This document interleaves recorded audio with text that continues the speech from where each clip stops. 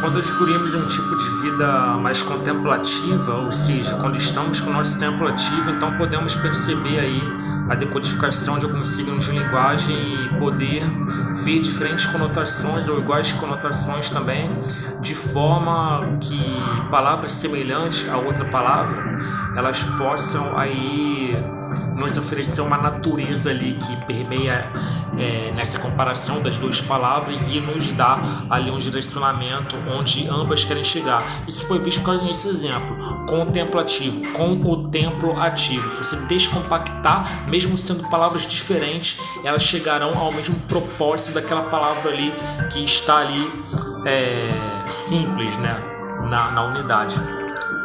Então isso surge através da verborragia,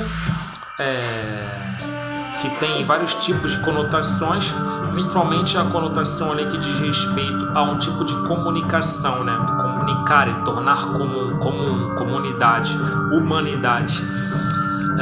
Então essa comunicação pode vir através de várias formas, uma comunicação mais expansiva, uma comunicação mais intuitiva, uma comunicação mais abstrata, uma comunicação mais de mente concreta, né, mais lógica, uma comunicação mais vibracional, uma comunicação mais emocional e uma comunicação ali que tem a ver com o condicionamento físico ali, uma comunicação mais atlética, por assim dizer.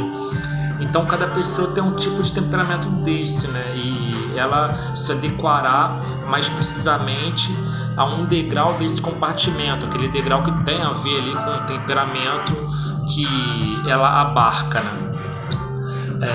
Fato é que todas essas comunicações, elas possuem uma ligação direta ali com o fato de se estar ou não contemplativo. O fato da contemplação, ele favorece muito essa comunicação porque ele, de certa forma, desobstrui os canais que estavam impedindo até então a manifestação desse êxtase divino. E por essa desobstrução acontecer, automaticamente o que ele faz? Ele permite o fluxo da comunicação, né? E ao permitir esse fluxo, automaticamente você tem uma maior ligação com a essência de tudo, a fonte dessas informações. Você passa a descobrir, aliás, que já é você a fonte, né? Você apenas desobstruiu os poros que estavam entupidos.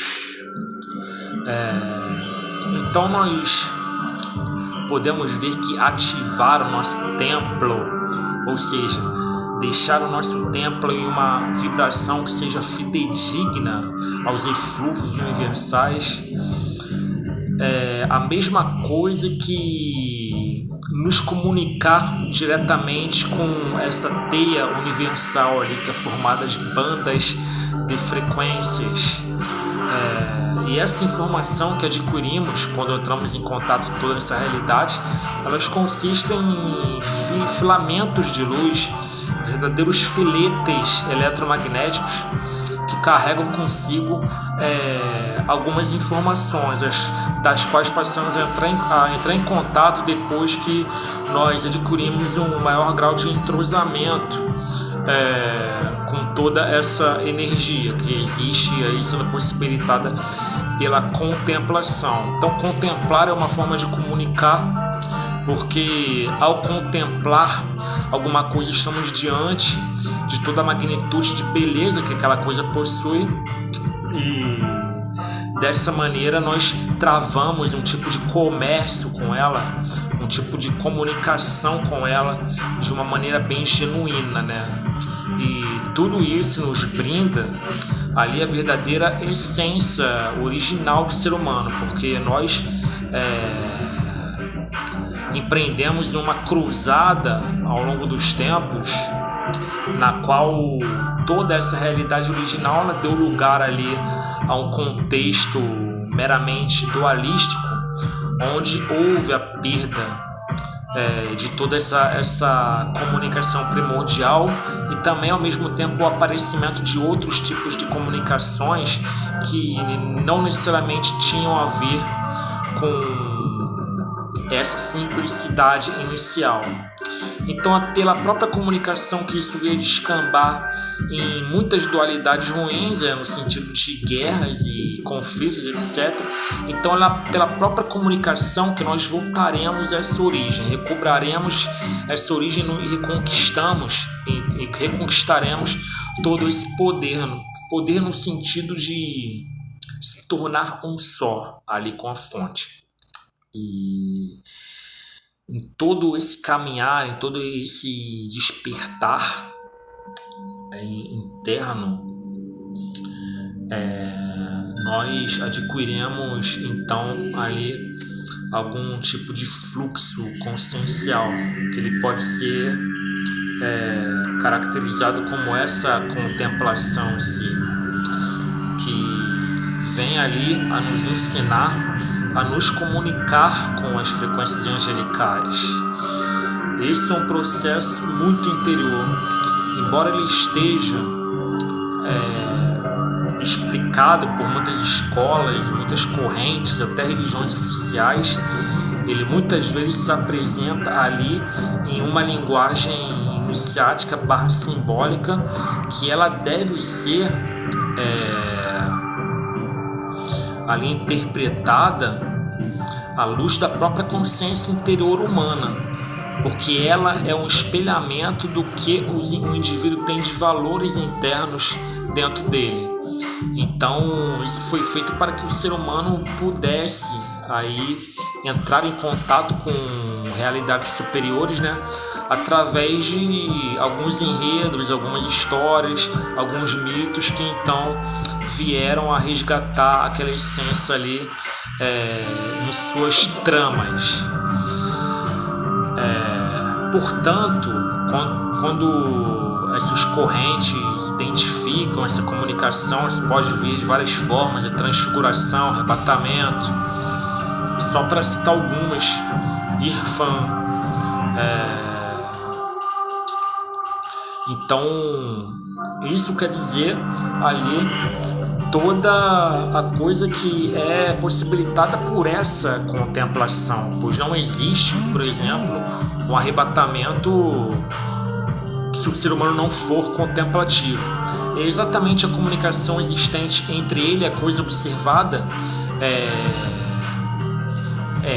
que possibilitará tal arrebatamento. Lembrando que deve ter o mínimo de lacuna entre ele e a coisa observada. Na verdade, não deve haver lacuna. A percepção a essa altura já chegou em uma concepção plena de que ele é a própria coisa observada. Ambos se fundem em um só. Essa própria tônica universal. Toda a configuração da humanidade, ela decaiu a partir de quando o ser humano perdeu esse fluxo que o ligava diretamente a essa fonte. Então podemos reparar que ser contemplativo deixou de ser ali algo perene para ser então algo que devesse ser buscado. E esse é o ponto onde a humanidade se encontra hoje, ter que buscar toda essa característica que já é dele por direito. Ao mesmo tempo, todo esse processo que o fez afastar dessa característica também serviu como um determinado aprendizado ali, por ter, de certa forma, possibilitado toda uma gama contextual que fizesse o homem entrar em contato realmente com várias cenas, com muita diversidade, cada qual tendo a sua importância, e que depois ele vai ter que fazer uma cura em cima de cada uma, por meio de uma recapitulação, a ponto de finalmente reduzir tudo a mera poeira cósmica e fazendo sobrar esse único feixe ali, essa unilateralidade de fluxo espiritual que consiste nesse momento contemplativo. Lembrando que isso tudo é uma linguagem temporal meramente ilustrativa, né? Na verdade, essa contemplação ela sempre existiu, mesmo sendo perdida ao mesmo tempo, sendo isso uma forma do próprio paradoxo. Mas essa dualidade ela é importante para que possamos entender ao que o ser humano se submeteu, de ter perdido esse estado e agora ter que reconquistar. ele tem que reconquistar, mas ao mesmo tempo isso já é. Ele tem que reconquistar quando a visão é dualista, quando imaginamos esse estado longe de nós. Mas esse estado já é a partir de quando estreitamos a visão, colocando nossa percepção acima do tempo e espaço, vendo esse estado como já existente dentro de nós, dessa forma afunilando esse propósito de estar sempre contemplativo. E estando contemplativo, nós podemos abrir todo um panorama de percepção e de comunicação diretamente com a teia do universo. Por enquanto é só, cara.